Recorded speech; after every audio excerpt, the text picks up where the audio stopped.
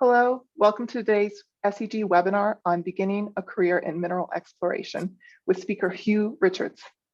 My name is Deanne Ryder. I'm the Community Relations Manager with SEG, and I will be hosting today's event with Duncan Proctor, the SEG Education and Training Strategist. Today's call will be listen only for participants, but we encourage you to ask questions during the webinar by using the Q&A button in the control bar that should appear either in the top or the bottom of your screen, depending on your setup. Questions for the presentation will be answered during the Q&A session following Huw's webinar. As a note, the Zoom link might have noted an hour, but we will actually go an hour and a half with the questions being at the end. Sorry for any confusion. Today's webinar is being recorded and will be archived following the event on the SEG website and our YouTube channel. We have several upcoming events, including a panel discussion on Monday, March 29th, with perspectives on how to make our society and our industry more diverse and equitable. Please check back to our website as we continue to add details for these upcoming events. SEG is a professional society dedicated to the advancement, discovery, and responsible development of mineral resources, with members all over the globe. If you're interested in details on our membership, please go to our website. And a special thanks to all of our members on today's webinar. And with that, I'd like to introduce Huw Richards, an exploration geologist with Nordgold. Huw. Lovely. Well, thank you very much. I'll just request control.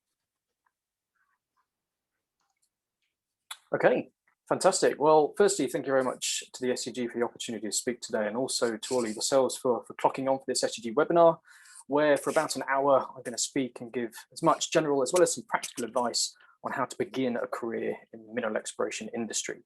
And this is primarily going to be through the lens of advice that I wish that I had received or been told whilst I was a student at uni, when I was also looking to enter the job market.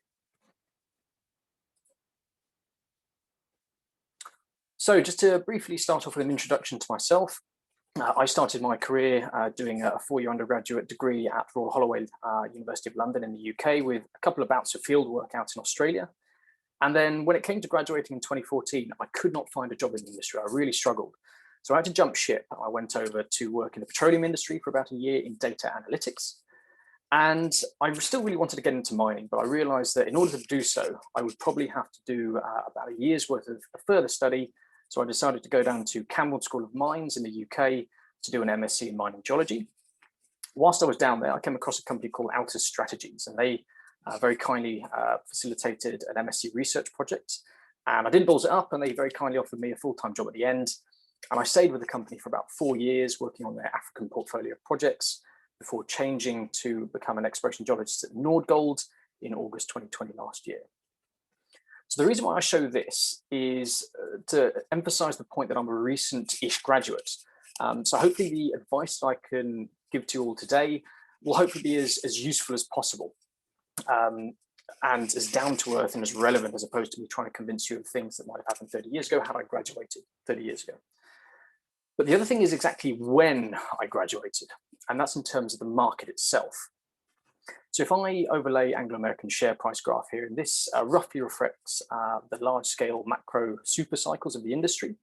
And whilst I was doing my undergraduate degree, I was being told that the industry was doing really well and you'd probably walk into a job no problem. And then there was a massive crash. I really struggled to find a job. As I mentioned, I couldn't find a job in the industry, had to do some further study. But the good news is, since then, things have definitely picked up.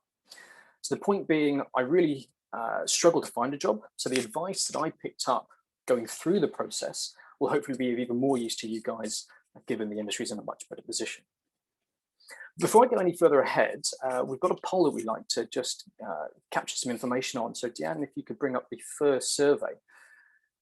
And this is just to garner a little bit of information about the audience today, in terms of what demographic you're currently classified as. Are you an undergraduate student? Are you an early career professional in sort of 1 to 8 years, 1 to 10 years since your first degree?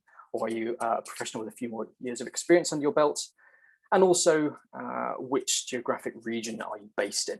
And this will help us maybe perhaps tailor some of the content in this presentation, as well as also maybe looking into what other events the SCG can offer in this webinar series further down the line.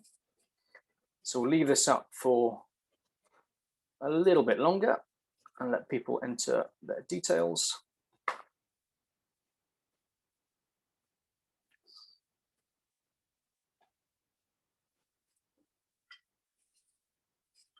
And Deanne, whenever the results are ready, do you want to flash those up for us?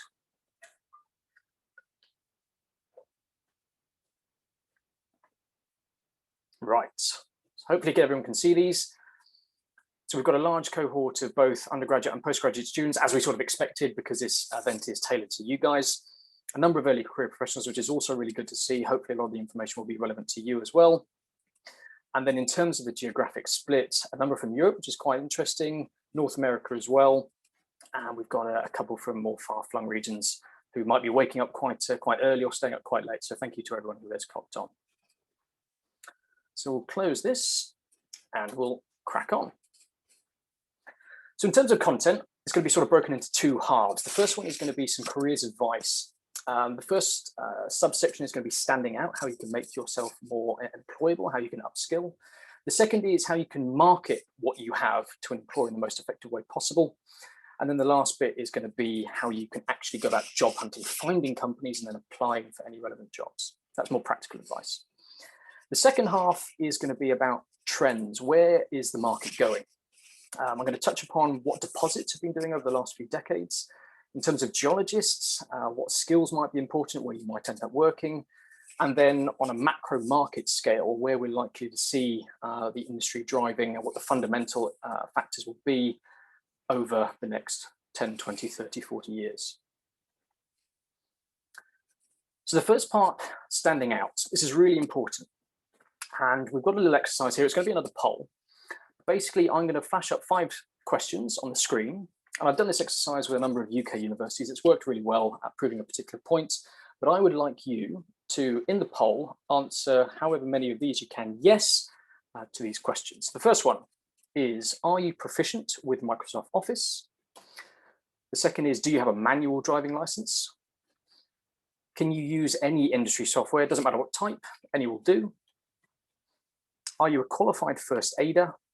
And then the last one is, are you fluent in any second language? So Deanne, if you could kindly put up this second poll. If you could click either 0, 1, 2, 3, 4, or 5, how many of these questions can you answer yes to? And again, it can be any second language that you're fluent in, any industry software, GIS, 3D modeling, all good. And then to just qualify on the Microsoft Office, it's things like Outlook, Word, Excel, and PowerPoint.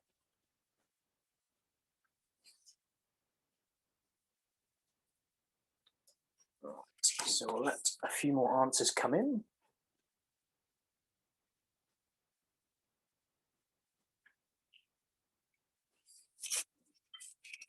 All right, and Deanne, whenever the results are ready.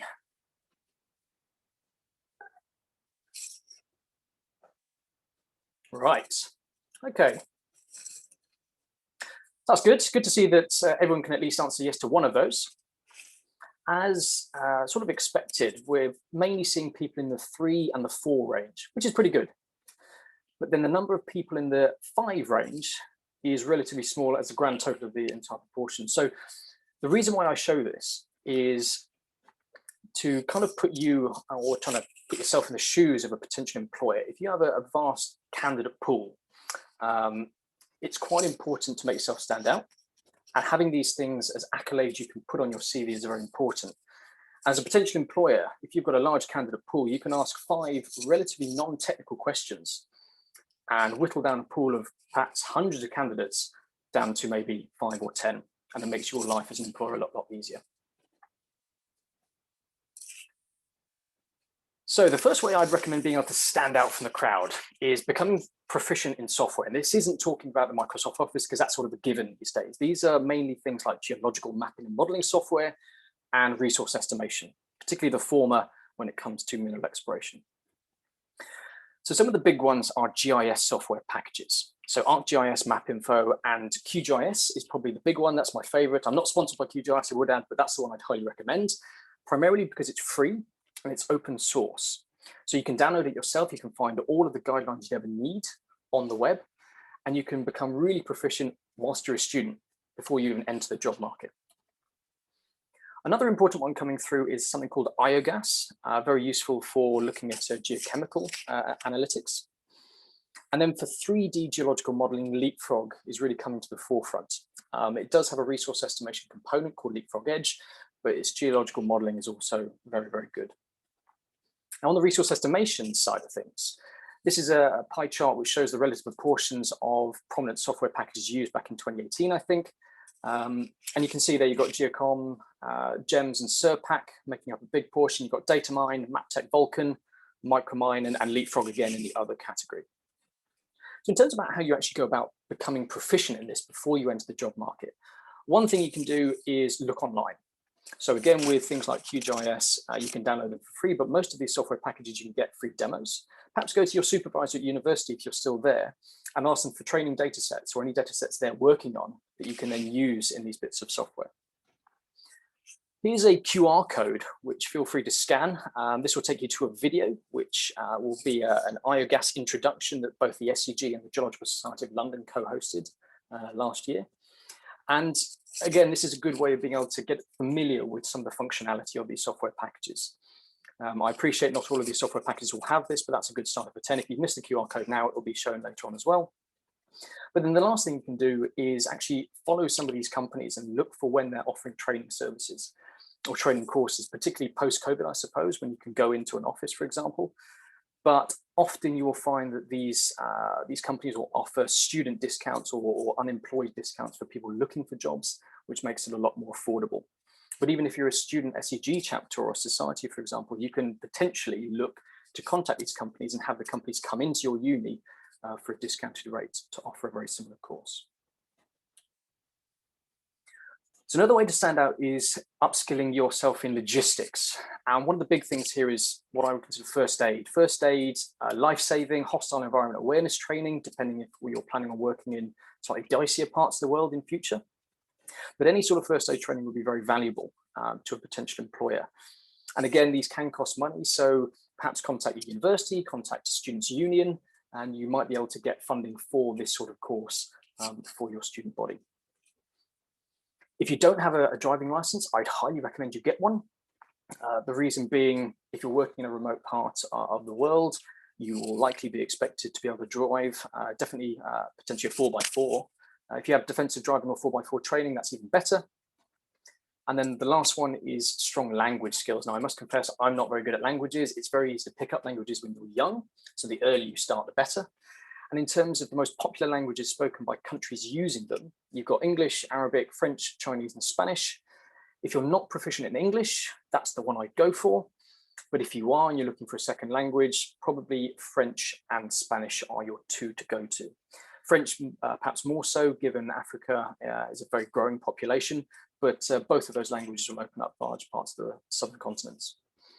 In terms of actually training yourself, most universities will offer some sort of language course. If they don't, maybe ask.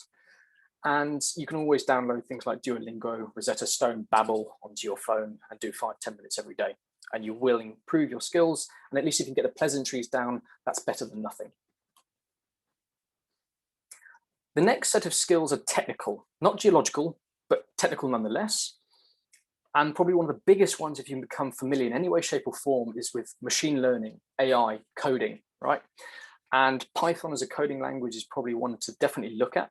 Any familiarity you have with these will be very beneficial. A lot of the large companies like BHP, Anglo, and Rio, I believe, are starting to employ data scientists exactly for this sort of reason, to enhance their exploration programs. Becoming market and commercially aware is also quite a big one, not only because you then have a talking point when you say go into an interview, you can talk about broader market trends. But if I was to ask you, do you know how the commodity prices are driven? Do you know how stock prices work? Do you know how companies raise money? Okay. If you have an appreciation of these, this could be potentially very valuable, particularly if you are looking to join a small company, because you wouldn't just be working on technical skills, You would also potentially be working on market analysis, researching other companies, looking into the potential deals the company could do.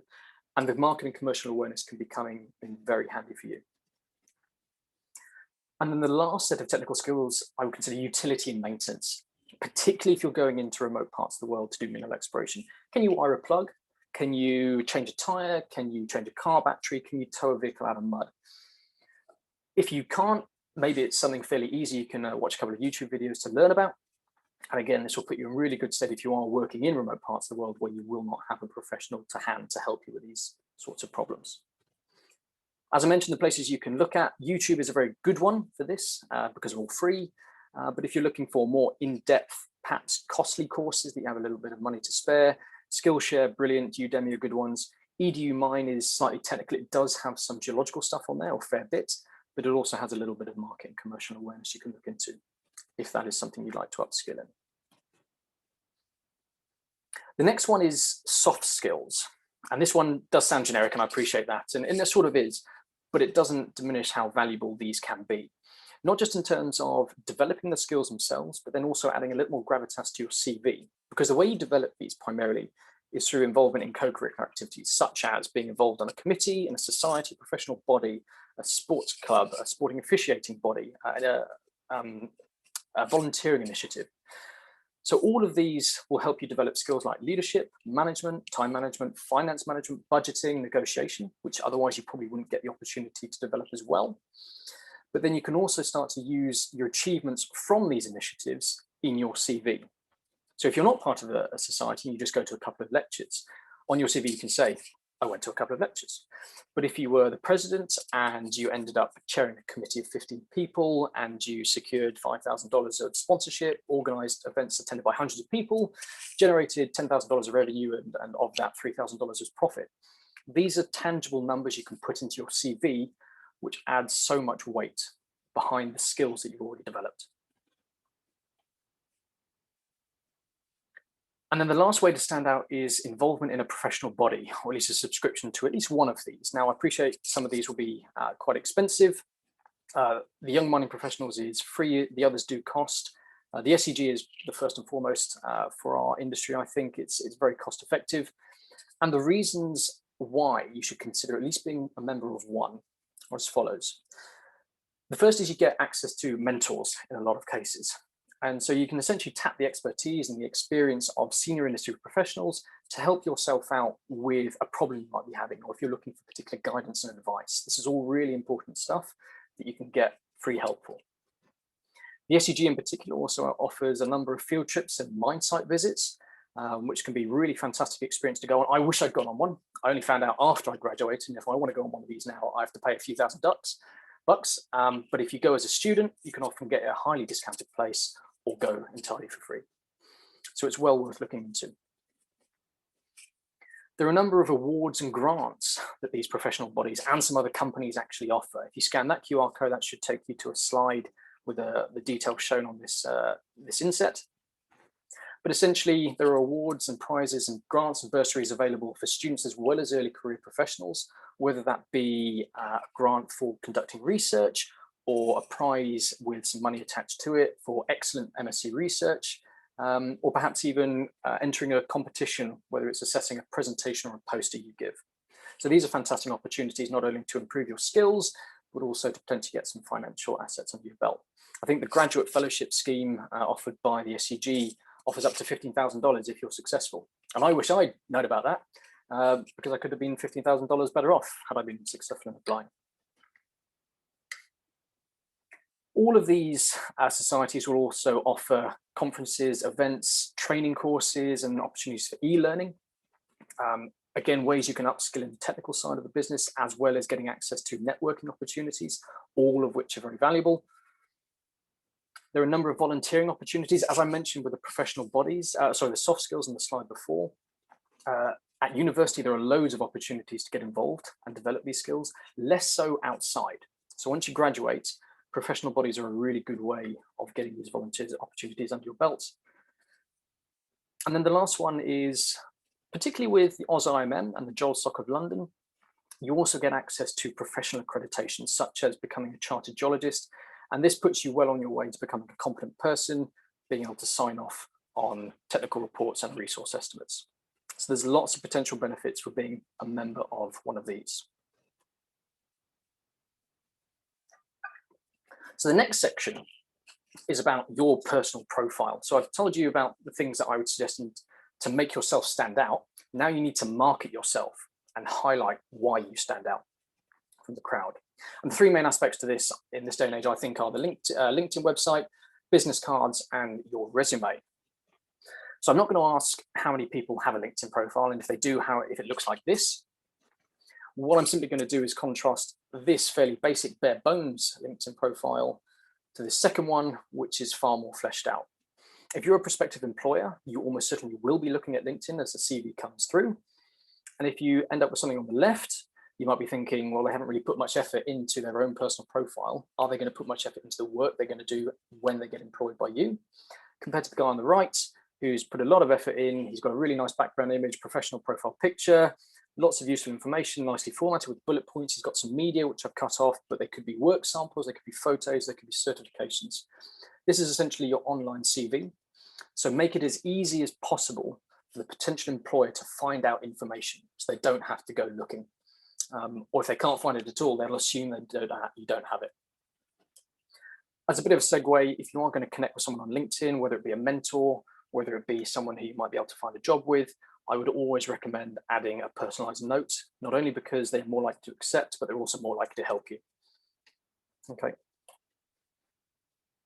The next one is business cards. So when I was a student, not many students had business cards. The few that did were able to make themselves stand out a little bit more, particularly if you meet someone unexpectedly and you don't have a copy of your CV, but you do have a business card to hand. You can hand that over and get in contact with them that way.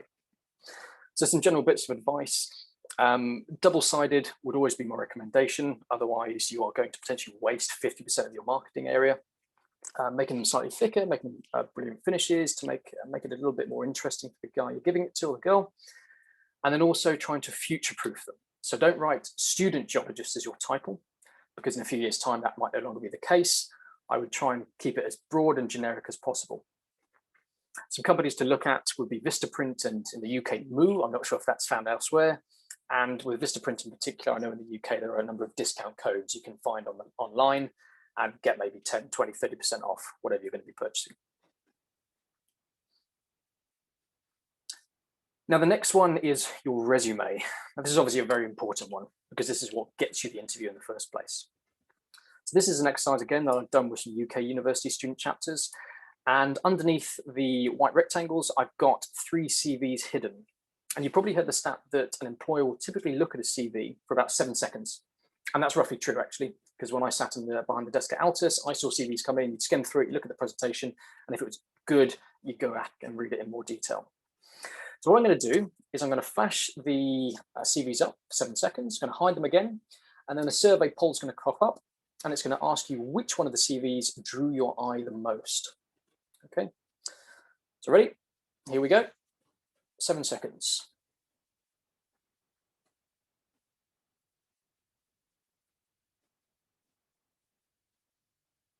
It's a short time. Okay. You've got poll Diane, so if you just want to chuck in which one you thought drew your eye the most. And again, it's not focusing on the content. I appreciate it was blurry. It's meant to make you think which one would you want to go back and have a look at again in more detail. So we'll keep this going for about 10, 15 more seconds.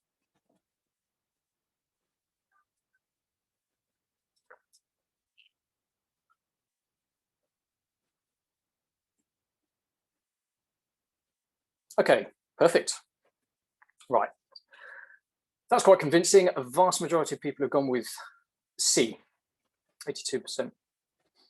So thank you very much for that. And just to bring them back again, I'm not going to ask why, but I can imagine the sorts of reasons would be there's a little bit of color, which probably draws the eye straight away. And particularly on the second page, it's got a slightly different setup. You can see there's a map showing where the person's been. There's a timeline, there's a QR code. And all of these sorts of things are a little bit unusual. They're different to your standard black and white wall of text.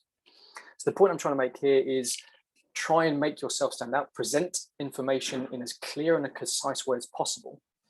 And as an example, with using the international map, if you are working in an international industry and you've got field work all over the world, instead of listing the countries you've been in, why not just show it? Might save space. Okay. So generally speaking, whatever your content is, make sure it is clear, consistent, and concise. There's some bits of generic advice. Nice layout, make sure it's consistent. That's probably a key one because it comes down to attention to detail, which is often what employers are looking for. And then I suppose more modern aspects would be consider adding a little bit of color. I'm not talking about neon blues and greens and reds because that could be quite overpowering, but pastel light colored shades of green or blue could be quite effective. Maybe even use the color of the logo of the company that you're applying to show that you are perhaps an inherent natural fit. And the last bit, which is I call current, is again trying to make it modern, infographic-y almost, because that's what I've seen more and more CVs coming through as, whether you're using icons or, again, the international map to show where you've been.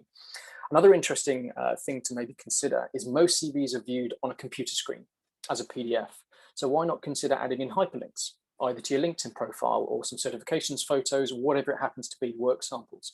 All of these things could make the employer a little bit more interested in your application.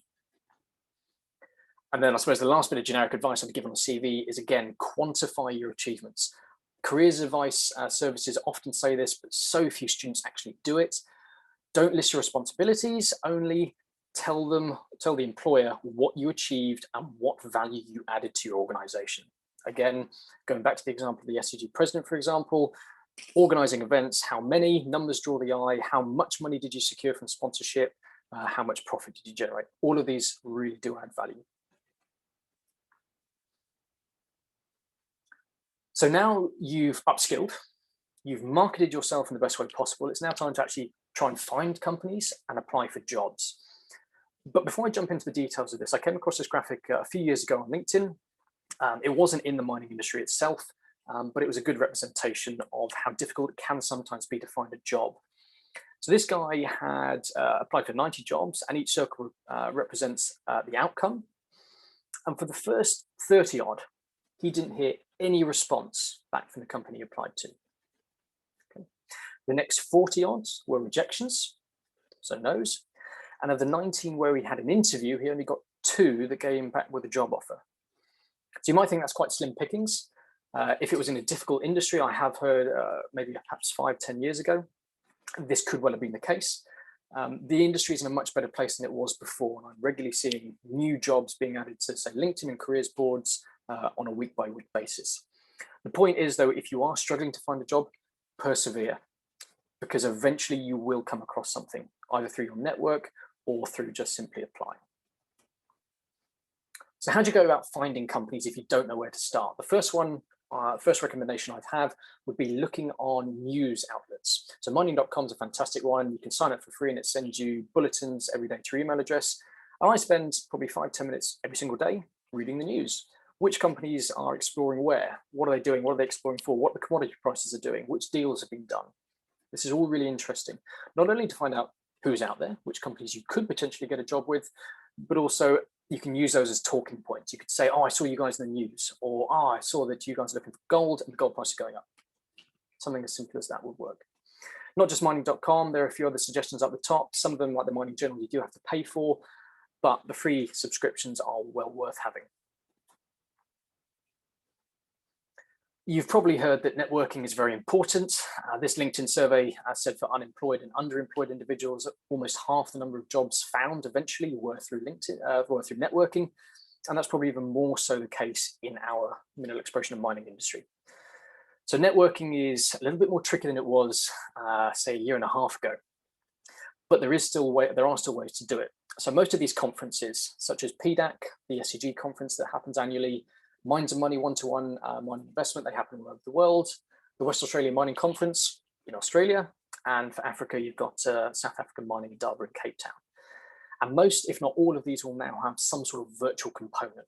So you can go on and talk to people online from your own home, which is fantastic. But if you can get to one of these in person, it's probably better to do so because you have that face-to-face interaction. And this is obviously post-COVID. That's when you can take your CV, you can take your business cards and make yourself stand out, see who's out there, see what jobs are going. And whilst I appreciate a number of these do cost money to get in, if you're a student or underemployed, you can sometimes volunteer to help with the logistics, whether it's handing around a microphone in one of the auditoriums. And whilst you will be spending some of your time doing that, you'll also hopefully get a little bit of free time to go around, get in and speak to other people. Another good source of finding companies is on LinkedIn.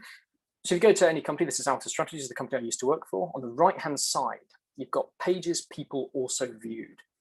And these are essentially similar companies, mining and metal, similar commodities, similar sizes, different sizes, different commodities, all sorts. And you can go right down the rabbit hole, going through slide after slide, seeing which companies are out there. So if you really are struggling, this is a fantastic way to see.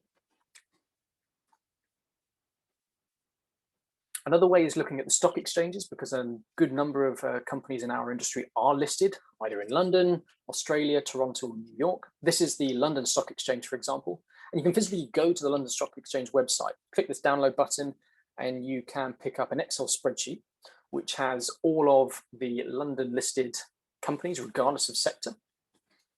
And then you can simply add some filters, sort by category, in this case, basic resources, and you essentially come up with an A to Z list of all the listed, London listed exploration and mining companies. A really nice, easy way to do it. And you can go down one by one. The next option is looking at careers boards. Now, the SEG does have a jobs board. Primarily academic jobs are posted, but occasionally an internship or an industrial job. But Career Mine is a very good one. Again, there are lots of job boards out there with filters where you can sort for geoscience jobs.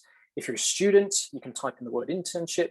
And this video was taken about 5 days ago. You've got Freeport there. Newmont's got a number of internships listed. Barrick as well for anyone in Zambia. Kinross, I think that one has gone, unfortunately. That was 3 days left 5 days ago.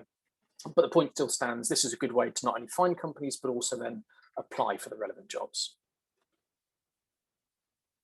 Now, when it comes to applying for jobs, you found a company, or maybe you found a list of different companies. You might want to consider how many job opportunities there are in your area. Now, being from the UK has very few projects in terms of exploration and mining. So there aren't many jobs for entry-level geologists. We have to go overseas, or most of us do. Either that's taking up a working holiday visa to Australia, or maybe going to Canada. And then you can say that you've got working rights for that jurisdiction and where you want to work. I think fly-in, fly-out jobs are less likely to become prevalent, particularly for junior staff. This is sort of being exacerbated by COVID, because if you were reliant on your expat staff and then COVID shuts down all your borders, you physically can't advance any of your projects if they are overseas. So you have to start employing local geologists.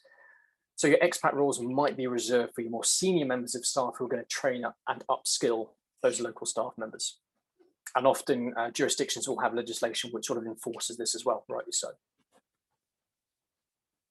So there's sort of two types of company you can apply for. There are big companies and there are small companies. So the big companies like BHP, Rio, Anglo, Glencore, as similar to all the Fortune 500 companies, 99% of them, they all use applicant tracking systems. And these I'm sure you've come across in the past, where you upload your CV and then you've got to go through a series of text boxes, typing in exactly the same information that's in your CV, right? The reason why they do this is because they get hundreds of applicants and they need an automatic way to screen out as many as they can, so they get a smaller pool of candidates. And they do this based on keyword searches in your CV and application. So as soon as you press submit, or people press submit in general, you'll have 80 or 90% of CVs apparently being discarded instantly. So the robot that sits between you and the recruiter is potentially going to filter out your CV and you'll never get read by a human. So the way you get around this, or work with it, I should say, is have a look at the job description and try and identify the key words, whether those are geophysics, geochemistry, sampling, QA/QC, leadership, management, finance, whatever it is, and make sure you include those in your CV if you have those skills. Don't try and cheat the system by putting all of these keywords in font size 1 in white text and a white background snuggled down the bottom corner, because you will get found out eventually. But if you do have them, just make sure you include them. Now you know how the system works, make sure you work with it. I do remember applying for a job with BHP years and years ago, and I got an automatic response within 30 seconds. It was a rejection, obviously, and I don't think a human read it, if I'm honest. So that probably provides an example. The second type of company you can apply to are smaller companies. And these are your exploration juniors, maybe some of the mid caps, where you don't have a series of forms to fill out. It might just be an email address that you email to, or a website where you upload a form and that's it. Okay. In this instance, the CV is obviously very important, but the cover letter can be even more important, because this is where you have to make yourself stand out even more. The reason being, a lot of juniors tend not to actively recruit, and they tend to wait for individuals to come to them. And they will wait for a decent candidate, and if they've got something at the time, they will then hire that person. It's like a three-pronged approach for how you can tailor a cover letter to a particular company, and you can get all of this information from the company's website. So the first page to look at would be the About Us. It's the who we are, it's the list of the management team. And the reason why this is important, firstly, is because it then allows you to add a name to the top of the cover letter. Never, never, never say dear sir or madam, because it looks so generic and lazy.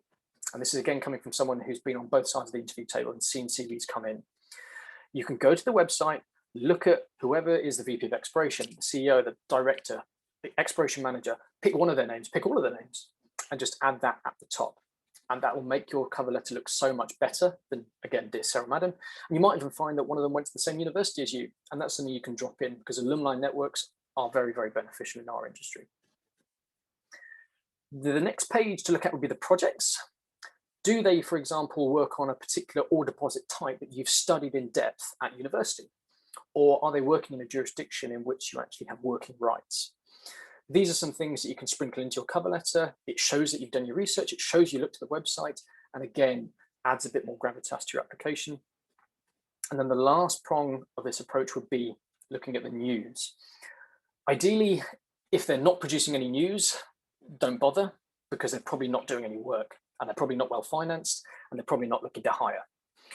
But if you see there's a news article where they've raised a few $1 million and they're planning to do an extensive drilling campaign on a deposit style that you've worked on and in a jurisdictional terrain that you're familiar with and have working rights for, all of this is very, very strong evidence that you could be a good fit for the company.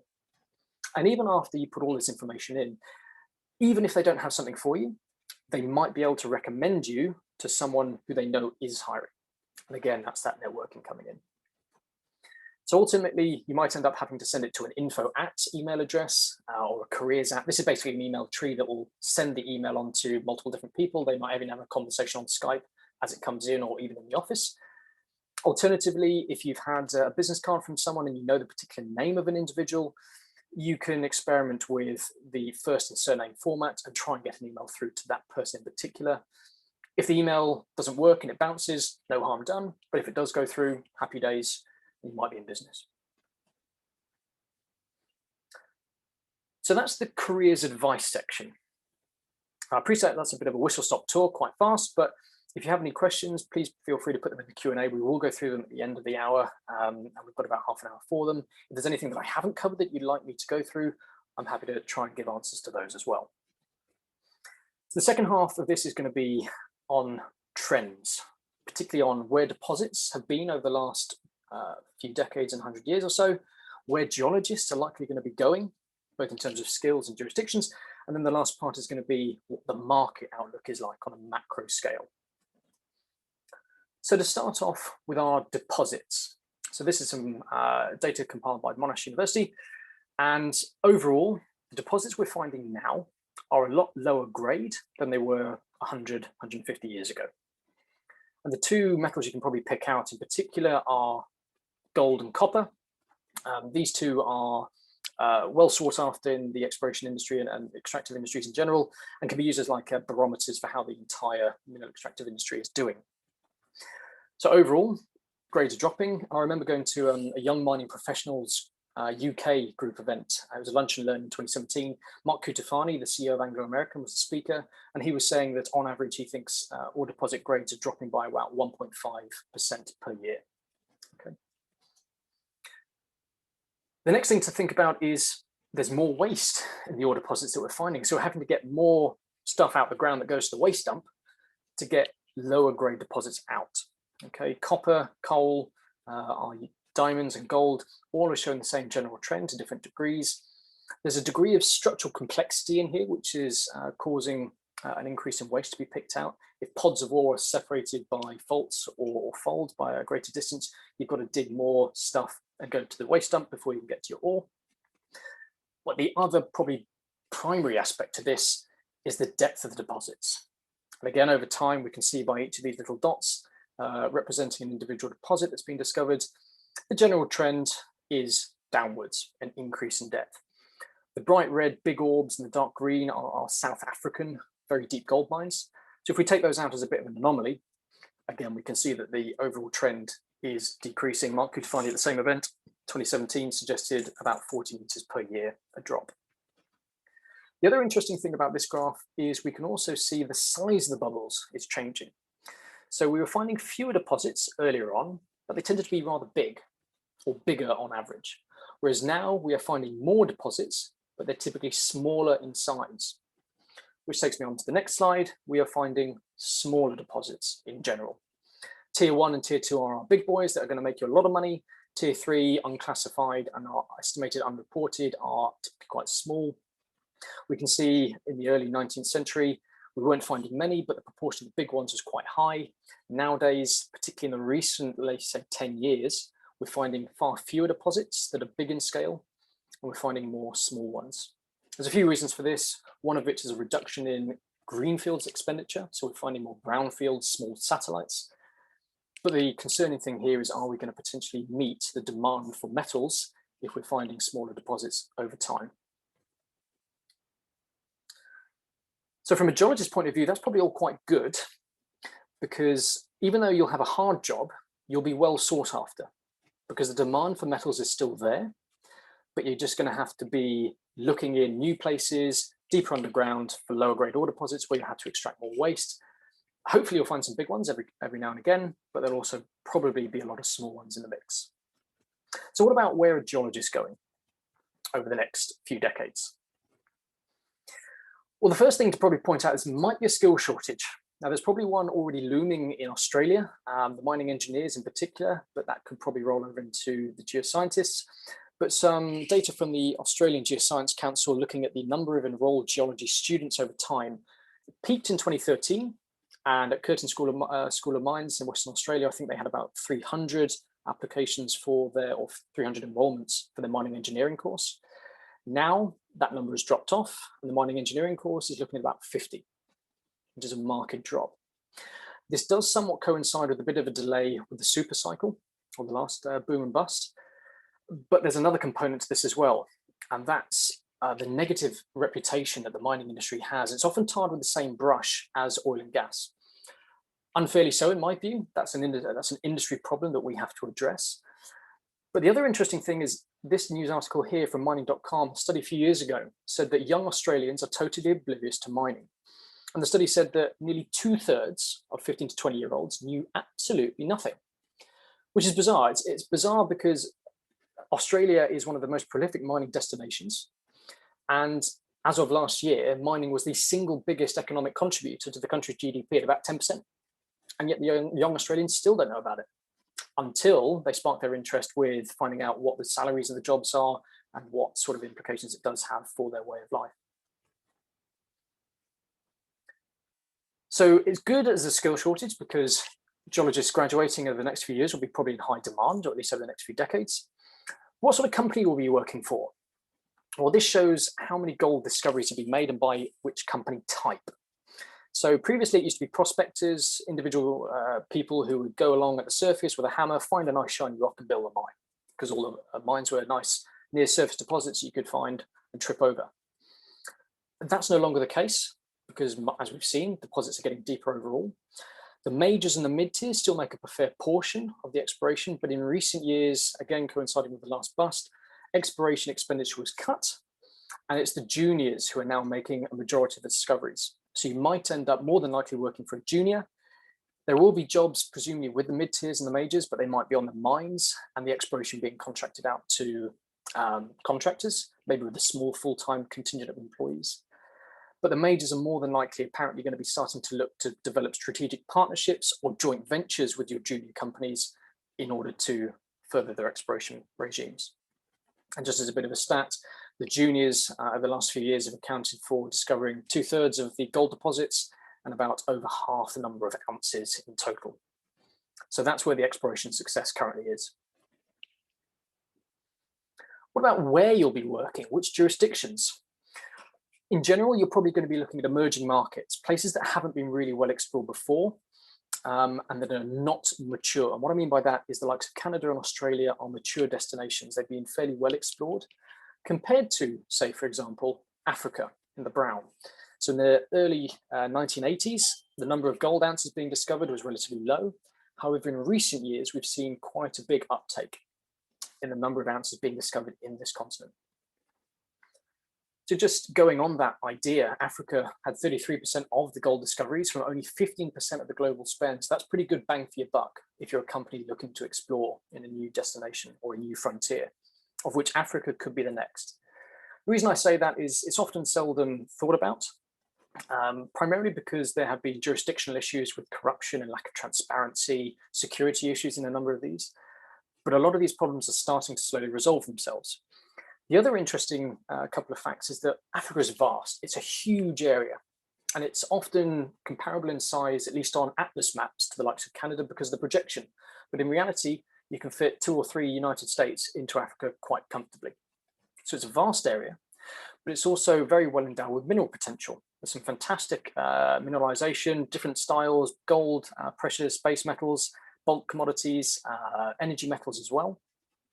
And some of the larger companies are now starting to try and get a bigger footprint on the continent, again, with these jurisdictions starting to become a little bit more transparent. Another interesting fact about Africa is the depth of the deposits, excluding South Africa, because again, of those anomalous gold deposits, which are quite deep. On average, your greenfields and brownfields exploration projects that come to be deposits are typically very shallow, 39 meters on average, which is the shallowest of all the regions that are in this graph. Okay, so you're more than likely going to find a deposit that's shallower anywhere else.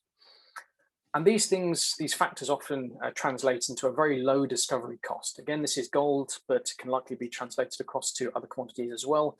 But Africa had the lowest discovery cost over the last 8 or so years, 9 years, with $31 an ounce.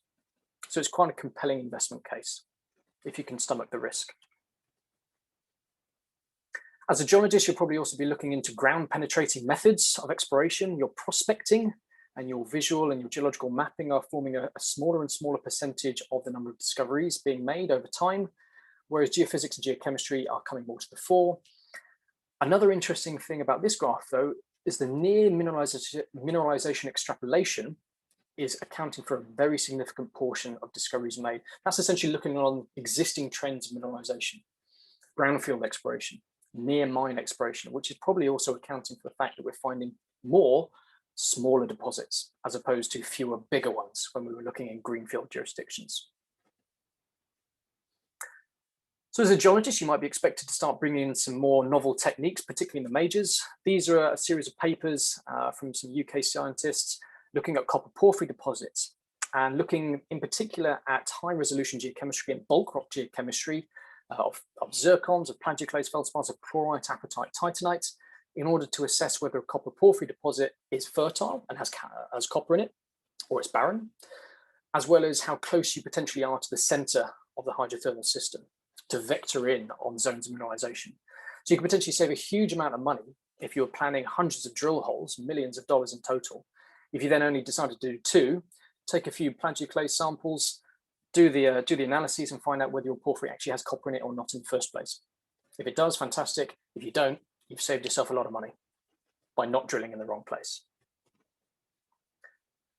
There'll probably also be a degree of new technology coming in, particularly say with drones. If you've got a drone license, fantastic, maybe consider getting one. Not only for geophysical surveys, which will be cheaper, quicker, higher resolution to do than doing an airborne helicopter or flown survey, but you could also use it for other purposes, such as producing corporate videos. This is some footage over some artisanal workings in Liberia that we took at Alta Strategies.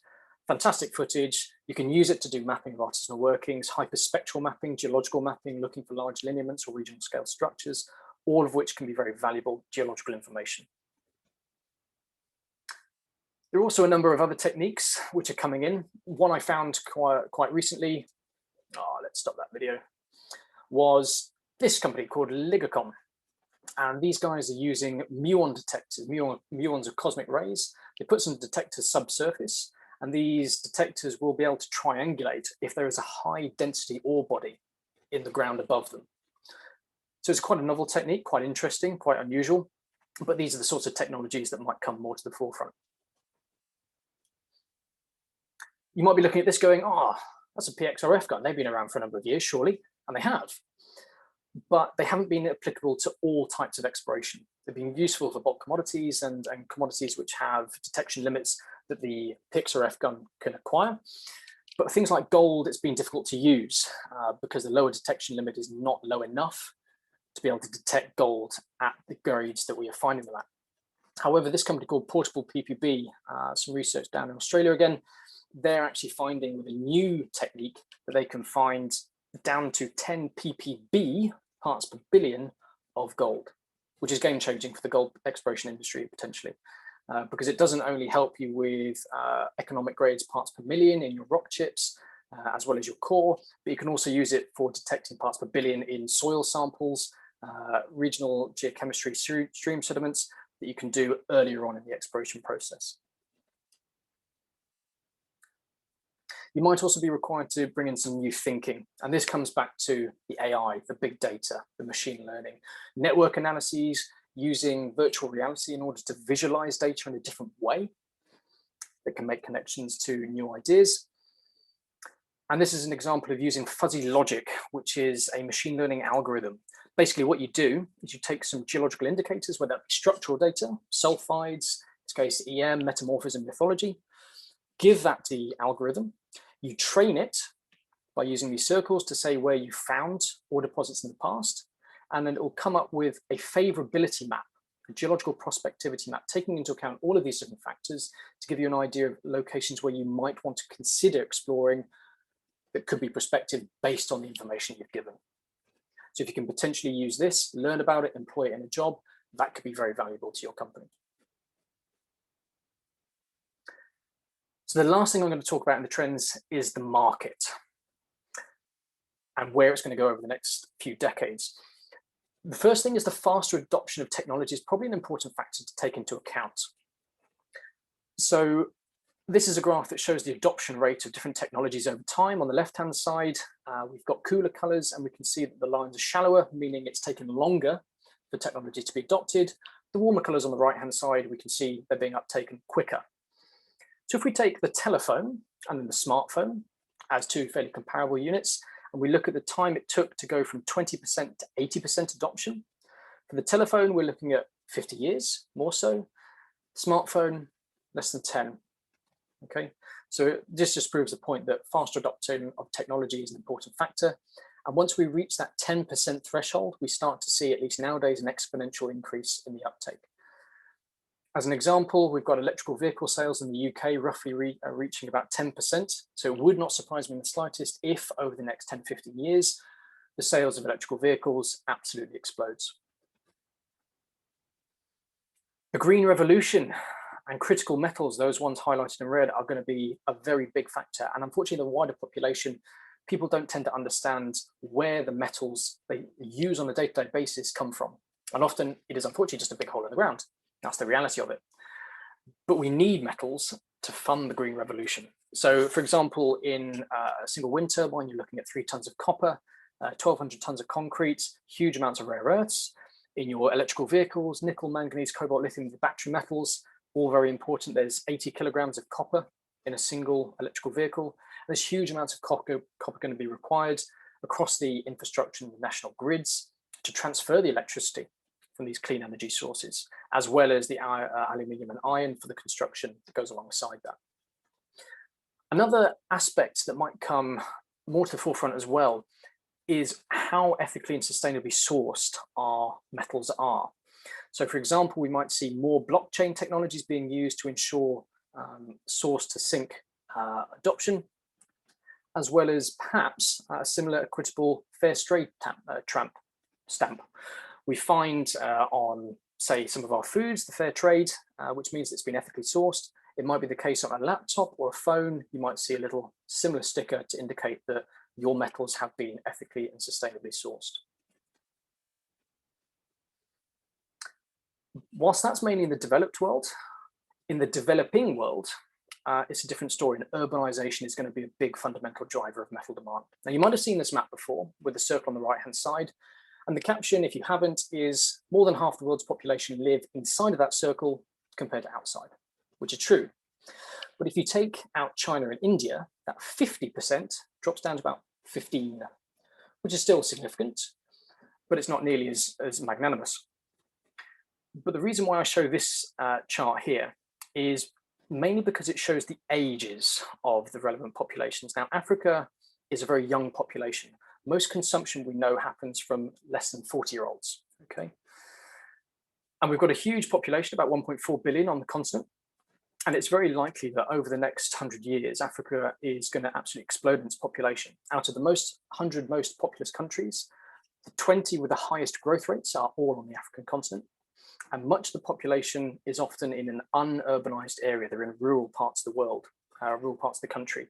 So for example, maybe about 40% live in urban areas.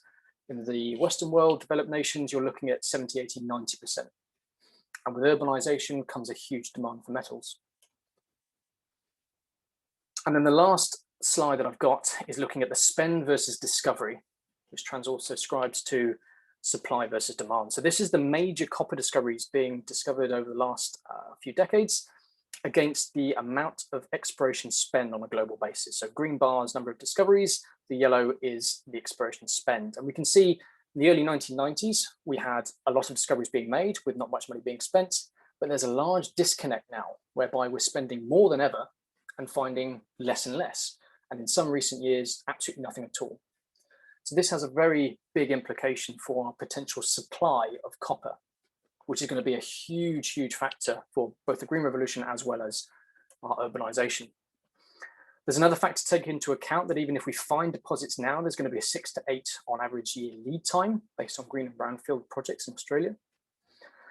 And then if we superimpose some data from Wood Mackenzie, where they've compiled supply data, production capacity, we can see there's a bit of a peak in copper coming up in the next few years, which is quite significant given that after that, even if we take into account the probable projects that are likely to come online, we might end up seeing a large decrease in our supply. The price of copper might go up. We might start to see some of these possible projects coming online, which adds to the capacity. But the problem we're going to see is the demand is only going to go in one direction. Okay, it coincides with the global population also going up. So the final point that I'm going to make on the market is persevere, because as a geologist, you are going to be in high demand, I reckon, over the next few years. We're going to need to meet the supply and the demand for all of these different metals, and it's going to be geologists who are going to be absolutely fundamental to underpinning this effort. So I will leave it there for today. Thank you very much for your attention. If you have any questions, again, please feel free to chuck them into the Q&A. The two QR codes, if you missed them earlier, are there to scan, again, the IOGAS training video and the awards details. And if there are any questions that we unfortunately don't get to today, feel free to drop me an email and I'll be more than happy to try and help out where I can. Great. Thank you so much, Huw, for that fantastic and incredibly informative presentation. It's generated quite a few questions and points for conversation at this point.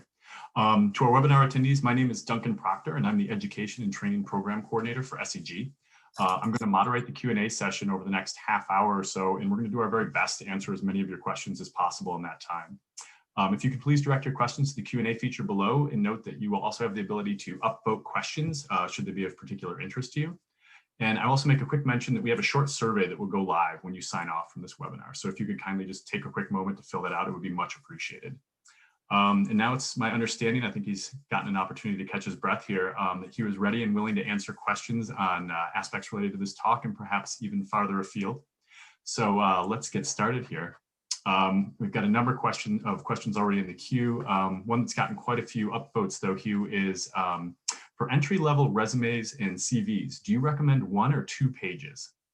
I would go with either one or two. One or two is absolutely fine. Two, I think, is the absolute maximum for an industrial job. An academic CV, you could probably go for more pages because you'll have more publications and more things to talk about. But yeah, one or two is absolutely fine. I don't think there's a right or wrong answer there. If you've got lots to talk about, 2 pages, not a problem. If you haven't got as much, 1 page, absolutely fine. My only suggestion would be I would pick one or the other. The reason I say that, if you have a 1 and a bit page CV, the second page looks a bit empty and it almost gives the impression that you haven't got that much to talk about. So try and condense it onto 1 or fill it out for 2. That's what I'd probably recommend. Great, thanks. And thoughts on a cover letter in terms of how to write a cover letter in the most effective way possible, and any tips on how to better generalize a cover letter when you're applying for so many jobs at one time? Yeah, that's an interesting one. Probably quite difficult to answer because I appreciate the amount of tailoring that needs to go into an individual company's cover letter. You could almost start grouping some of the companies together.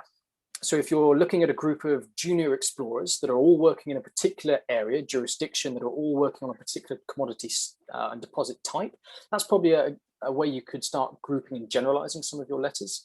And you almost come up with a bit of a template. And I think companies would appreciate that you'll have people applying to tens, if not hundreds of jobs.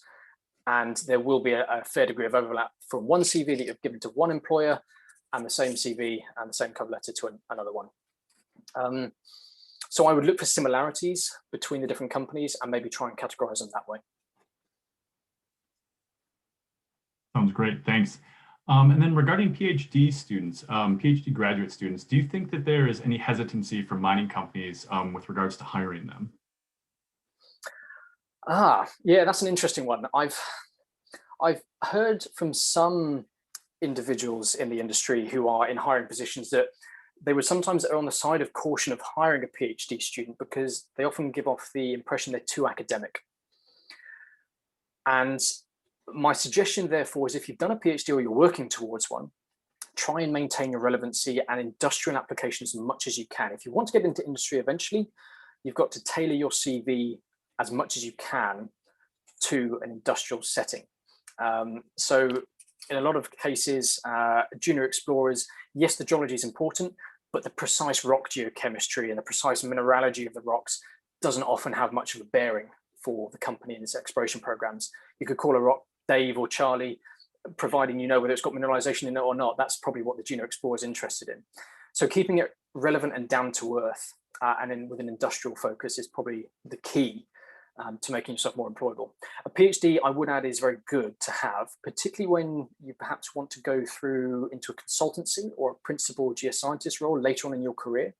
You might end up in your early career being in the same roles as someone with a BSc or an MSc, but you might have a few more doors opened up to you later on down the line, again, particularly with consultancy. And I know a number of the principal geoscientists in some of the big companies do have PhDs or some form of further education. Great. And sort of sticking with the subject of degrees, is a master's degree a must-have, especially when looking to work specifically within mining or oil and gas? That's a very good one. I actually have a slide on this, on the additional slide section, Duncan. I don't know if it's possible to potentially grab that up, which might help answer the question. But whilst we're trying to do that, I can give a few thoughts. Generally speaking, I think probably more so than before, it's useful to have one. Right, that's the slide, perfect. So just to briefly explain the slides, you've got undergraduates as UG, MSc as Masters, MBA as a Masters in Business Administration, and then you've got your PhD, and how I think you're likely to be employable through your early career progression speed, if you want to go into technical principality and consultancy later on, and potentially management. To answer the question about the MSc, I think it is probably worthwhile having if you are in a jurisdiction such as the UK, where there are very few geology jobs, so you really do need to stand out, or you're in a market downturn. And again, there are probably lots of unemployed people who are going to be competing for the same jobs. So again, it's that standing out. If you are fortunate to live in a country like Australia or Canada, where there are lots of jobs going, you might find that a BSc is absolutely fine, absolutely enough. And you can walk into a job, no problem, no questions asked. But it's just something to consider, probably more so if you're working in a place or living in a place where there are fewer jobs available. I suppose further down the line, I do remember actually seeing, I think today, BHP were advertising for their head of exploration metals in London. And it was quite interesting because not only did they require a tertiary undergraduate degree, but they also required further education. They specified an MBA, but also a technical MSc would have sufficed, presumably a PhD as well. So perhaps if you're looking to get further on, later on in your career into senior management or technical excellence, maybe an undergrad's not enough. Maybe you would have to consider doing a master's, an MBA or a PhD, whether you do that straight after university or later down the line, perhaps sponsored by a company. It depends on what the market and the job availability is. Fantastic. Thank you, Huw. And then taking a look at how COVID has affected the job market at the moment. Obviously, COVID has been very difficult in terms of restricting travel greatly. And we've seen a lot of exploration mining graduates jump ship over the past year to geoenvironmental, earthwork, technical engineering sectors. Is experience in these industries really seen as beneficial for those who still want to go into the mineral exploration, given the current situation? Yes and no. Yes, if you can market it in a way that makes you relevant. So if you're going into the geoenvironmental industry for a few years, if you are collecting soil samples, which is a skill that's directly useful in mineral exploration, that's something you should be focusing on when you try and apply to get back into the exploration site. There are some transferable skills inherently. There'll be some things which aren't as transferable and aren't as relevant. It's just a case of how you market yourself. And something else that you might consider is using that period of time where you're working in a different industry to upskill. Maybe consider doing an MSc if you can afford to do so. If not, look at those skill websites where, like EduMine, maybe take a couple of courses that keep you relevant and show that you are trying to stay within mineral exploration as much as you can. So to answer the question bluntly, yes and no, it's how you market it, I think, to the company you're applying to. Sounds good. And then how important is it that your graduate research project reflects the company's work that you're looking at? Is it common, possible to pivot skills from a less related project to meet what the company is looking for specifically? Absolutely. Yeah, 100%. Again, it's how you market it. If you have done a mining research project, but there are elements of early stage exploration or resource estimation, highlight those to the company. And the company will appreciate that you've sort of made their lives easier. Instead of having to sift through an entire PhD, you can say, here's the geological map that I made. Here's the geophysical survey that I've analyzed. This is what you guys do. I do believe that I have the skills that are necessary. So I would wholly agree that it is possible to translate that to the company you're applying to. And then for someone who's been outside the industry for a little bit, who's been taking leave and has direct experience as a data analyst, but not related specifically to geology, in terms of them wanting to get back involved in a career in mining, what would you suggest in terms of a resume? Should they use all their relevant experience, though it's not related to mining? I think it probably depends on the job that you're looking to go for. If you're looking to go for a data science job, obviously focus on the data science. If you are looking to try and get back into a more technical role that's not necessarily data science focused, I think still include the data science, but maybe explain to the company how you could use it to help them. I think there's a general ignorance across the board so far. It's still early days in the adoption cycle for AI and machine learning. So if you can convince the company that the skills that you're bringing are valuable alongside the technical skills that you possibly had beforehand, that could be quite a nice blend. Again, it comes down to how you sell that to the prospective employer. But no, I 100%, if you've got that skill set, fantastic, because not many people do. Great. And then for geologists who have been academia oriented, do you think it's important to include publications in a resume for a job in industry? And for educational background part of the resume, is it necessary to include the courses that you've taken for your geology degrees? That's a good one. I've seen some CVs when I was working at Alters that did have publications and some that didn't. I suppose from a subconscious point of view, if you have an old school hiring manager who is less inclined to hire a PhD student because they think they're academic, if you highlight your publications, that might just tip them over the edge to err against you. But I think there are people who are much more open to the prospect of PhD students because of all the skill sets they bring, particularly if some of those publications are very relevant to mineral exploration. If they're like some of the ones that I showed earlier on in the presentation about the copper porphyries, if you can show that you've sort of pioneered a brand new technique for exploration, I think you'd be silly not to include that. So it sort of depends, I think, and it's a bit of an airy-fairy answer, which I appreciate probably doesn't help much.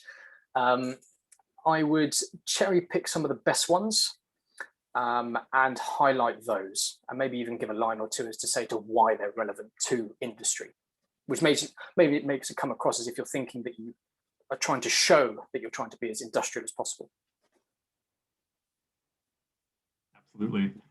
And then for an international student, Huw, that has completed a master's degree and wants to get their foot in the door in a career in either Canada, Australia, or Europe, or somewhere abroad, any recommendations? Company recommendations, or? Specifically looking to get their foot in the door in as an international student in a country that's not their own. Also, having completed 5 of the competencies mentioned in the poll earlier, what would be a recommendation for them to go from that master's degree to sort of an international position? Right. This is a tricky one because one of the biggest prohibitive factors as someone looking for a job overseas is your working rights, your working permissions, i.e. do you have a visa, do you have citizenship? If you have one of those, a company isn't probably going to care because they can hire you straight away and can get you straight into the field. The problem if you don't have working rights is there's often, say, for example, in Australia, there's legislation that says you have to try and locally source local talent first before looking overseas. And when you get into more senior positions, the candidate talent pool is smaller, so companies can justify bringing in overseas candidates, but that doesn't help us as early career professionals and students. So my suggestions would be, if you're looking overseas, in particular jurisdictions, look if you can try and secure some sort of working rights, even if it's just temporary, because that would probably put you in a lot better stead and not disqualify you instantly from a lot of jobs. Most of the ones that I see coming out of Australia say that you must have working rights. If you don't, pretty much don't bother applying at this stage, unfortunately. It might get to the stage later on if there's a skills shortage, which I think there is, and there probably will be going forward, that the companies will start to pick international students and graduates regardless from anywhere they can get their hands on. If they're short, they'll take them from anywhere, and their legislation will change to accommodate that. But it is tricky because more and more jurisdictions, even across Africa, are saying they want companies to hire local talent first. So have a look at the visas that you can get your hands on, and maybe then have conversations with companies or contracting firms that might be able to give you a leg up. Great, thanks for that, Huw. And then a really good question about field experience. You consider field experience acquired by field excursions during the studies. Do you think that current geology students who don't get experience in the field right now because of coronavirus measures are disadvantaged compared to other applicants who have more field experience? I think there'll be a component to that, yes, undeniably. The best geologists have seen the best rocks, and it's hard to disagree with that. However, I think employers will be fully aware that students have been hard hit by COVID and that most degree programs have cut out fieldwork entirely.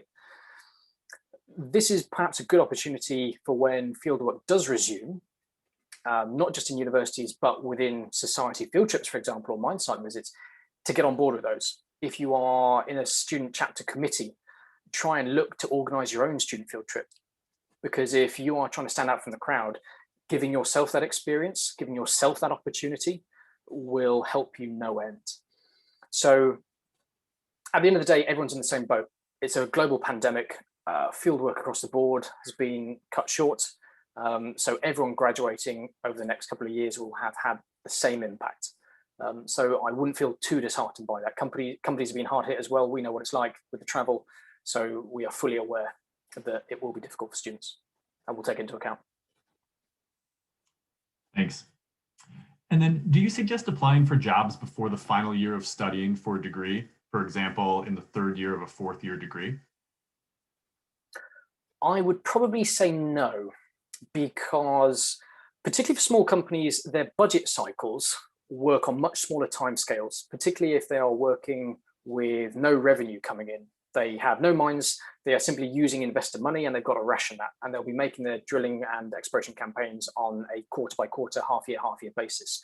So if you're looking for jobs very early on, the company's probably going to turn around and say, oh, so when can you start if you are lucky? And you'll say, oh, in a year's time. They'll be like, oh, talk to us then, because the situation might have changed. That'll be the situation for small companies. Big companies will have smaller windows that they'll expect you to start in. So what you could do is put some feelers out, start networking early on. The earlier the better, because then if you do reach out and say, oh, I'm doing a master's course this year, I'll be finished in a year's time, you might be able to secure an MSc research project with a company, which is fantastic. But you've also got your name into their potential good books. So come your graduation, you can then go back to them and say, oh yeah, we spoke about a year ago, you said come back to us this time, whether you potentially have a job, and take the conversation again. So directly applying, I wouldn't bother because the lead time is too long. You're looking at months, not year, but it's worthwhile networking as early as possible, I think. Super. And then following up on that very popular question, and also a subjective one, is, in your opinion, what is the correct way to do networking? Sort of broad there. This is a tricky one. When I started out, I struggled at networking. I consider myself fairly introverted, particularly in a large group of people, if I don't know them. One of the suggestions I got given, and it's worked fairly well, so I'd give it to you guys as well, is if you go in person to an event, go with a friend, or maybe two friends. And then when you go up to a booth and you start talking to an individual, you can start bouncing ideas off the person you're friends with, and the conversation's more likely to flow more naturally and more organically. I appreciate at the moment, because of COVID travel restrictions, that's not easy, but that's definitely something to keep in mind. It's a lot easier to network with someone you're familiar with and comfortable talking with, and then just bring in a third party who can potentially give you some advice. As for at present, conferences are probably the best way to go, at least for large scale opportunities. As I mentioned earlier, most of these conferences, I believe, have virtual components, or definitely try to involve that now, so you can network from home. It doesn't have the same face-to-face value, unless there's video chat facilities, which I imagine there probably are. I must admit, I haven't been to one yet. But that's probably one of the best ways you can network. LinkedIn perhaps is one to consider, maybe just finding people who might be able to help you out, or you're interested in their line of work, or they are alumnus from the same university. And any contacts that you might have gained through professors, staff members at your university. It's pretty tricky at the moment. I feel for people who are struggling to network. It's a difficult thing at the best of times, let alone having to do it remotely. So those would be my suggestions. Too true. Thanks, Huw. And then another popular one, what are some examples of red flags for a resume and cover letter? Ooh, that's a good one. Addressing it to the wrong company, addressing it to the wrong name, those are big red flags, and the company will be like, oh, thanks, but no thanks. So anything that is factually incorrect, that has clearly gone to the wrong person, that doesn't look good, obviously. Red flags, it depends on the company you're applying to. Attention to detail can be a big thing for some people. If there's lots of spelling mistakes, it's sloppy, it's poorly presented, it can give a negative impression, particularly if the company is looking for high quality work that they give to investors to put into the marketplace. What else might I consider a red flag? Those would probably be the big two, I think. I suppose if you're applying to a company that has lots of field programs in Africa, for example, and then you say you don't want to work in Africa, you can't really help that. So the red flags will depend on the company you're working for, or applying to, I should say. Fair enough. And then is it better for a master's than the experience in the field? What's the trade-off there? Ooh, I honestly probably wouldn't be able to say. It depends on the market, I think. Again, if you are struggling for a job, a master's can make you a little bit more of a more rounded candidate, because it's a longer period of time, you learn more stuff, and you will still probably get some field experience through field trips or mine site visits. But field experience can be very valuable. I assume perhaps we're talking about someone has gone straight into industry and got a few years of experience under the belt without an MSc, and they're competing against someone who has got an MSc but is straight out of uni. And in those situations, the field experience probably trumps. You've probably heard before that as a student, when you leave university, you enter the marketplace, often you'll be learning a lot of new stuff, and a lot of stuff you learned at university probably isn't that relevant. So having that industrial field experience can be very, very useful. And even if it is just like a brief mind visit through the SCG, for example, that can give you a really good insight into how mines work, what terminology they use, because sometimes that's not taught at university. That's a steep learning curve. So it depends on the situation. They both have their pros and cons, but if it's a tough market, I would probably say the MSc. If there's lots of jobs going, I think the field experience would trump it. Sounds good. And then since COVID has affected everything, what is a good option for recent postgrads if they aren't able to get into industry at this time? Should a PhD be considered, and what might potential career paths look like? PhD is a good one to potentially consider if you are in a downturn, and this would be my suggestion for a PhD. If you are struggling to get a job, you do want to get into industry eventually, but you need to make yourself more employable. A PhD is probably a good way to do it because it bides time during the downturn. Okay, so you're not just sat doing nothing or nothing relevant. You are maintaining your relevance by doing hopefully a relevant subject, providing it's not looking at forams of the North Sea or something. Nothing against forams, but make sure it is mineral exploration or mining related. And you open up doors later on down the line in your career. So a PhD is definitely something to consider if you are struggling to get a job. Just make sure it is relevant to the industry at the end of the day. Sounds good. And then how would you react if you had to justify in your CV a gap year that you didn't want to take, i.e. COVID delays, economic crisis? What do you think about that and having to put that on a CV? I don't think that's a bad thing at all. Again, because employers will fully appreciate that 2020 was a god-awful year, and there might well be a gap year because you could not secure work. That's totally understandable. I think it then would probably come down to how you sell that gap and what you did in that gap. If you try to make it as worthwhile as possible, did you do any courses? Did you learn a language? Did you do something that will help you get a job later on down the line? It comes down to that kind of a continual professional development, CPD. If you can prove you've done something, it proves you're not lazy. It proves you're trying. If you learn new software, if you become proficient in QGIS, for example, that's a really good way to say, yes, I had a gap year.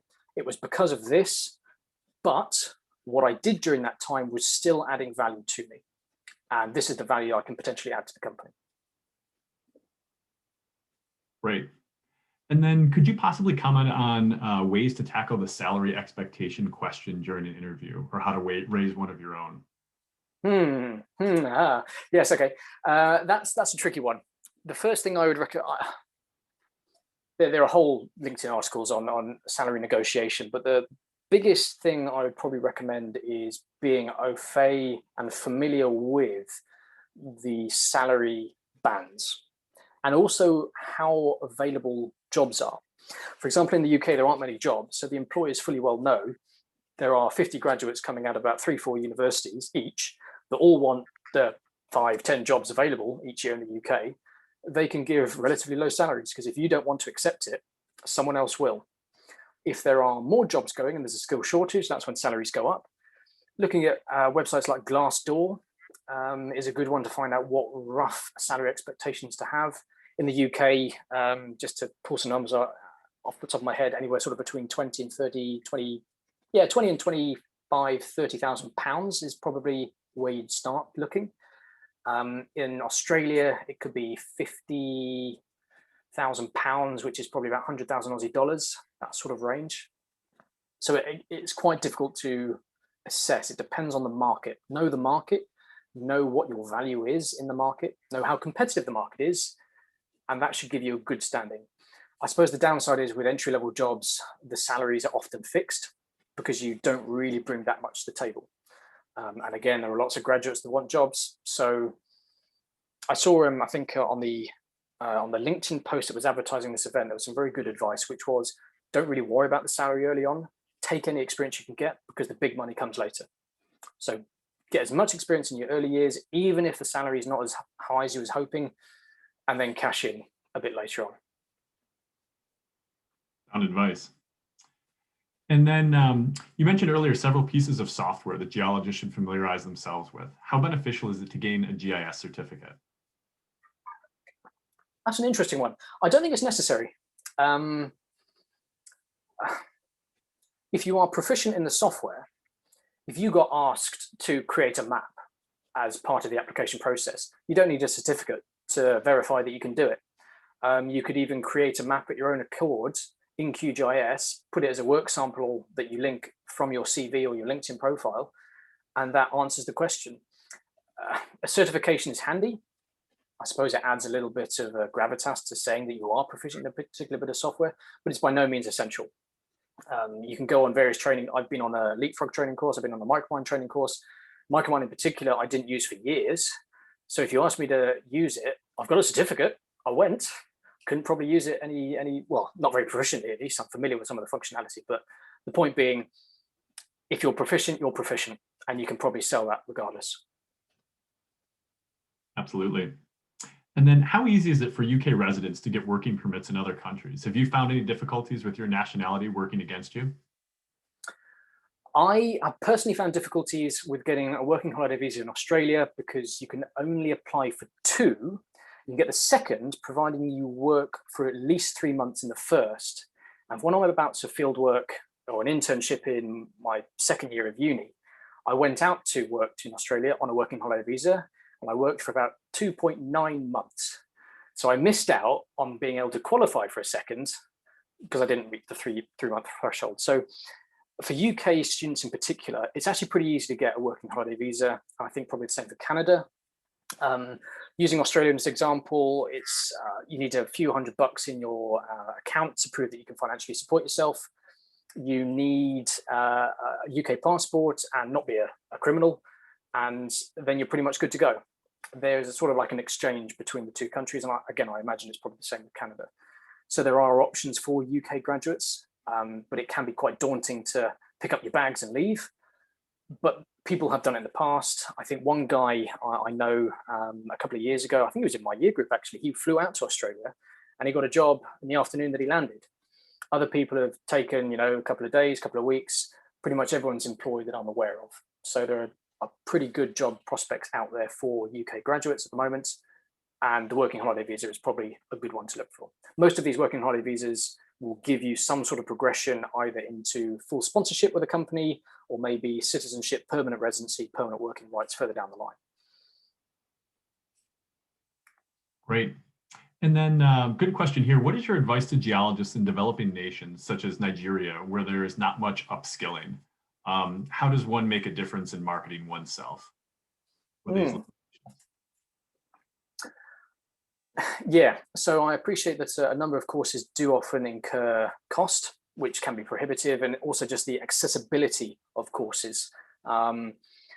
Similar in the UK, there aren't many mining or geological conferences. PDAC and the SEG conference, or PDAC in particular, is a good one to go to, but it's usually always in Canada. So if you can't afford to get there, the opportunities aren't that useful for you. So my suggestions to you would be do as much personal upskilling as possible. What I mean by that is looking for free courses that you can find online.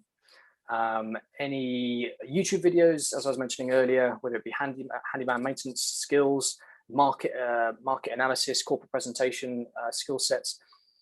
I appreciate it's a difficult one, but upskilling yourself with freely available resources online is probably your best bet.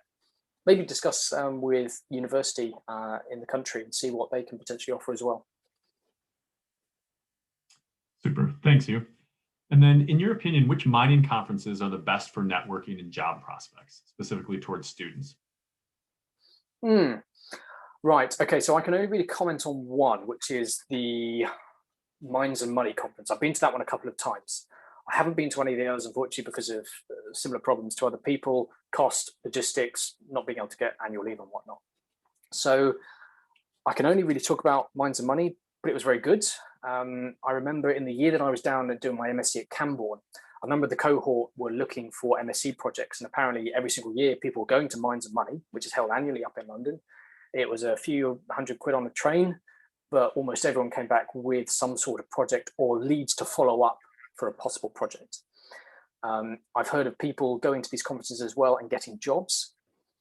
So often it comes down to right time, right place. These companies that go and exhibit at these conferences typically have money, or they're looking for money, or they're planning programs. So they're good ones to approach. So I think the prospects are relatively good, particularly big conferences where there are just huge amounts of companies. Even if the companies aren't exhibiting, they might have staff members representing them. You might bump into one and they're looking for someone, and Bob's your uncle, Fanny's your aunt, you might have ended up with a job. To go back to the pie chart, almost 50% of jobs are found through networking, probably more so in our industry. So any conference you can go to, I think, is well worthwhile doing so. Great. And just to note, we're about at the 30-minute mark for this Q&A. How do you feel about one more question, Huw? I'm good. I'm happy to answer. Okay, great. A little bit of a change up here. What do you enjoy the most about your job? So, cracking question. I like, in terms of exploration, I like the sense of discovery. There are obviously the cliche things like you get to travel to really remote places that I would never have thought I'd go to. I probably didn't know half of them existed. Liberia, Mali, Ethiopia, Burkina Faso, fantastic travel opportunities, but it is that sense of discovery, particularly in greenfield exploration. One of my favorite projects was one out in Liberia. I was asked to peg the ground in the first instance, plan some programs, go and execute the programs, and actually being able to find some gold was really exciting because you've done all the legwork. Being able to go in the field, smash a quartz vein open, find some mineralization, you think, yeah, this is why I do this job. There are some days where it's not like that, you don't find much and it's a bit more demoralizing, but it makes those days where you do find something that little bit more special. So that's what I really like about exploration. That's a great answer. And a couple more questions, or how do you feel at the moment, Huw? I'm happy to answer as many questions as we've got, to be honest. I appreciate time, but super. I think we can definitely work a few more in here. About halfway through them right now. A little bit broader in context, since most of deposits, or at least the easy deposits, have appeared to have been discovered, what do you think, in your opinion, is the future of mining, the mining explorer geologist role? I think there'll definitely be a need.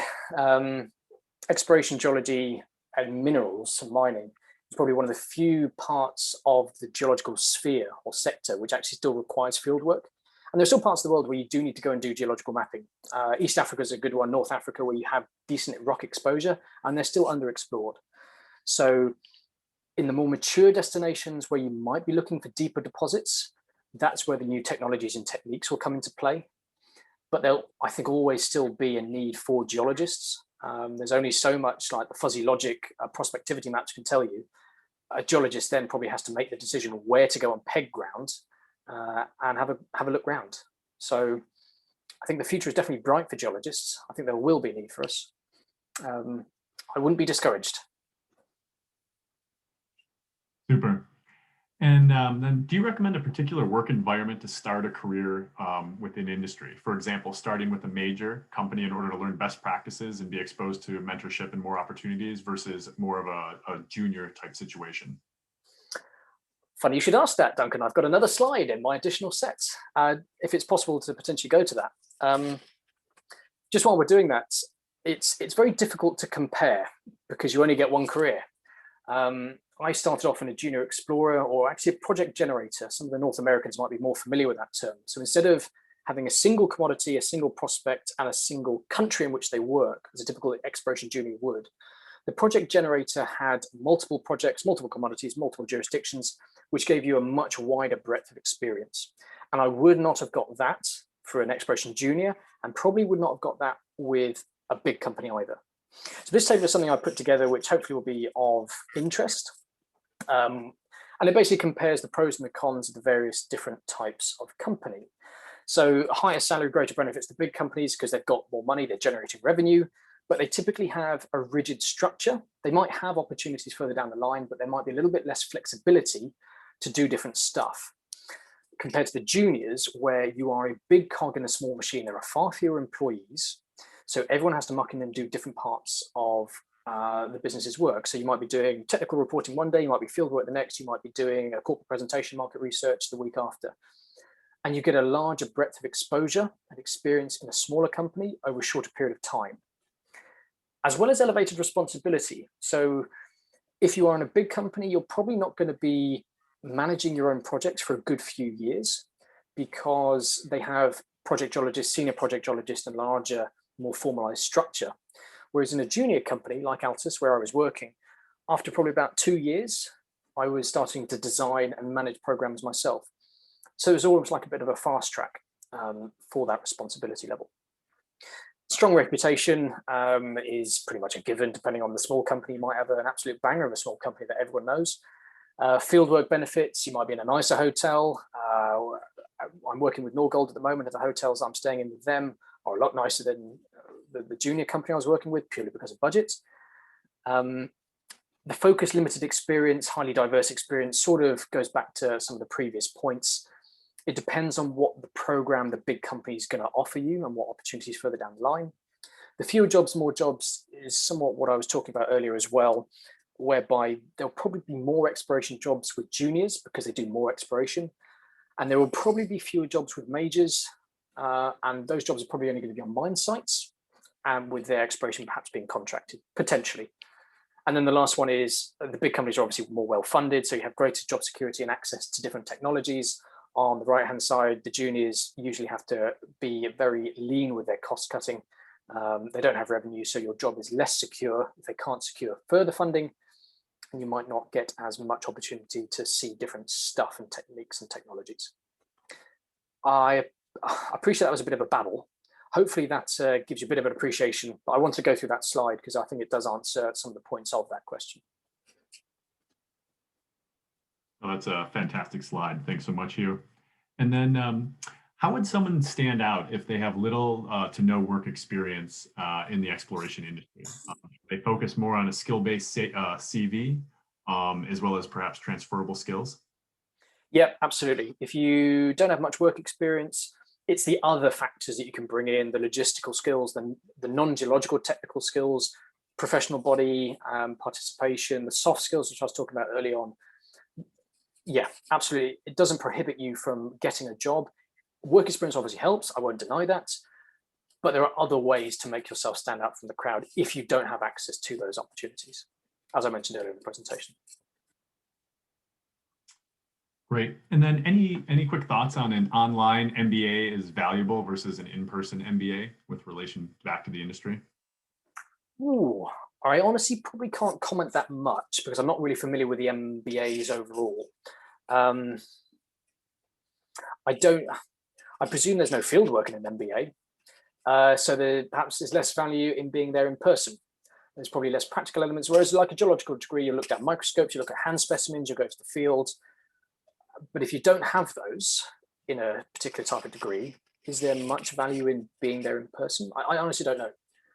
I would say it's more likely you get more value out of an MBA in person than online. But if you had to choose between the two, and perhaps there was cost implications that were high if you had to go in person, the online I don't think would be a bad thing to have. Bit of an airy-fairy answer again, but I'm afraid I'm not all that in favor of. All good. And then I know you've touched on this a bit already, but it's quite a popular comment or question here is, what are the advantages and disadvantages of applying for jobs in industry after a doctoral degree? Perhaps you can touch on that again. Ooh, after a doctoral degree, that's interesting. I honestly don't know many people who have. I think there was one guy who we met out in Canada. Can't remember his name actually. He was working in the Nickel-Sudbury area. And I think he did a PhD. He worked in academia for a while, and then he did come across to industry and was working for Vale, I think. I think he might have gone over to Cobalt. But basically, I don't think it's prohibitive. You could market yourself as an expert in a particular field and go the consultancy route. I don't think that would be an issue at all. The likes of SRK or other consultants tend to like PhDs. And if you've got a postdoc in a relevant area, I don't think that would be too prohibitive.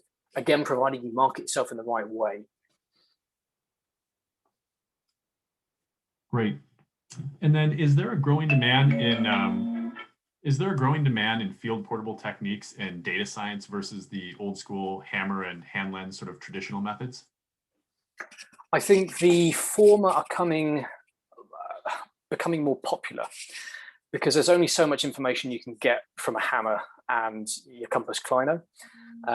If you've got a portable XRF unit that can tell you how much mineralization there is, the bulk geochemistry of the rock or the core you've pulled out, then that is going to be a lot more valuable.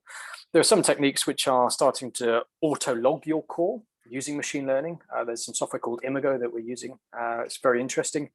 And it can automatically log the core based on training data sets that you give it. So if that was accurate, and the more data you feed it, the more accurate it will become, there are some jobs that the geologists would no longer have to do or could do a lot quicker. I remember seeing at Mines and Money, there was some core boxes laid out with some core in them, obviously. And they had a little mouse with a laser scanner, and you could roll it along, and the mouse you could orientate, and the laser would wrap around the core, and you could use that to orientate and automatically record your structural data, instead of having to use a little model or a Compass Clino or whatever you were using. So there are new technologies which are going to replace some aspects of a geologist's work, and there are others where a geologist will still probably be doing the same sorts of stuff. I think remote reconnaissance, field work, getting in boots on the ground in the first instance to a new license, you can't get a robot to do that yet. That's going to have to be a human. Great.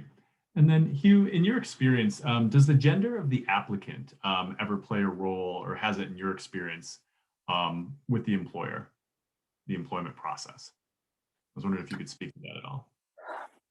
I can't really say that much because I wasn't that heavily involved in deciding who got a job at Altus. I saw the CVs, I'd give a little bit of input, and that was pretty much it. I might sit on an interview.